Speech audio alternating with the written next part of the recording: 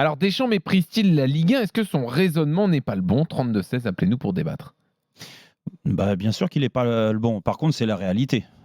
Qui méprise la Ligue 1, ça se voit par rapport à ses choix, par rapport à son discours aussi, que ça soit même avec les joueurs ou que certains il encourage plus ou moins à aller voir à l'étranger quand il y a des relations ou même des sélections, parce qu'il y a des joueurs malgré tout qu'il a pris qui jouaient en Ligue 1 et qu'il a fait d'eux des internationaux. Les Monégasques par exemple, Fofana, Tchouaméni, Dissassi derrière. Après, c'est bizarre parce que tu as vu les 3 joueurs que je viens de te citer, ces 3 joueurs qui athlétiquement sont au point. Il n'y a aucun doute. C'est plus une question de profil. De physique, athlétique. Oui, c'est des profils. Et moi, c'est ça. Et moi, ça me touche d'autant plus, Jean-Louis, je vais te dire.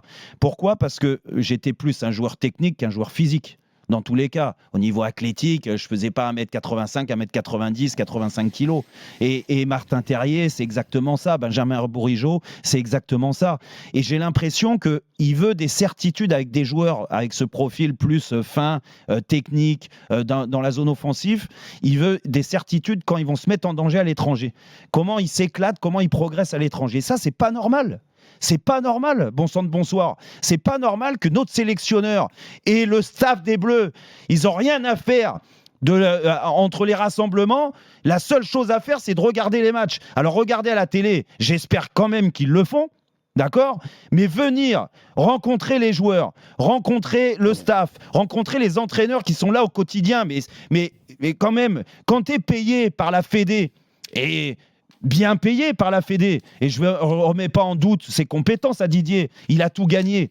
Mais quand même, il y a un minimum d'intégration à faire pour mettre le football français en avant, la formation française en avant. On a quand même des bons joueurs, des joueurs qui jouent en Coupe d'Europe et qui viennent pas me dire oui, mais attention, pour être en sélection, comme c'était son discours il y a quelques années, mais ça a évolué aussi, il faut avoir dominé son championnat, mais avoir joué la Ligue des Champions. C'est faux.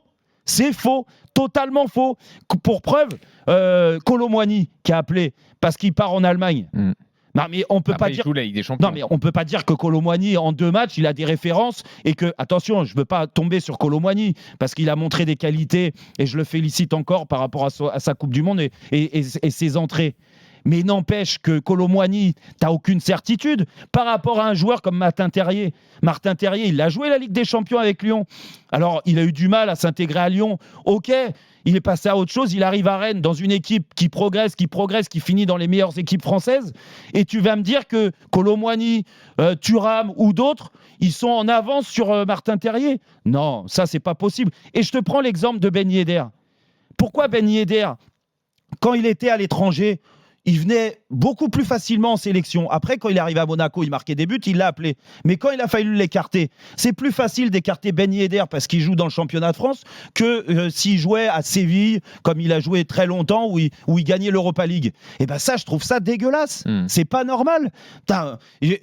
Moi, j'ai envie de voir les meilleurs clubs français avec des joueurs français qui dominent, qui représentent bien leur club et après qui nous représentent aussi en sélection.